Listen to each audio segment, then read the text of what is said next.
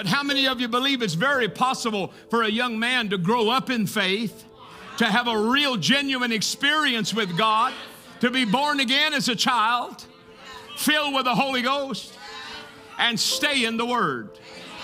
Now, I'm not an example for all things. That's what my life was. He filled me with the Holy Ghost when I was 7 years old. I want you to know it made a difference in my life. It didn't always make me right. It didn't mean I always did the right thing, but it meant I always knew where to come back to. I always knew where to look to.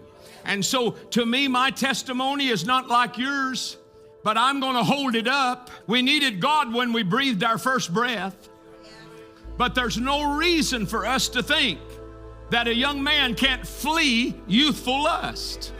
He can when he's full of the Holy Ghost, and he must. Paul was sure about it. This is still good advice in our generation. We live in a sensual, idolatrous, money-loving, lustful society. Every device the devil can use, he'll do to subvert a soul. We have to flee, and that doesn't mean crawl away.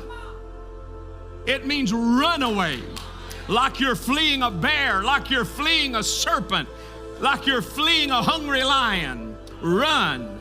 Remember, we're not just fleeing from something, but we're fleeing to something. We're running to the Rock of Ages. The men in this church and fathers in this church and husbands in this church who are successful in their life, they're not just running from the devil, they're running to the Rock of Ages. They're running to the rock that will never fail them. You believe that? They're running to the rock that was split on their behalf.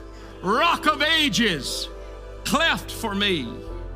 There are some things we ought to be willing to fight for in our generation.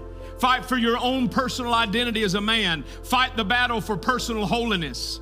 Fight the battle for your family. And fight through the pain of living in a fallen world. Fight for some close godly friends. Fight to have a strong faith. When asking, what does a man of God look like?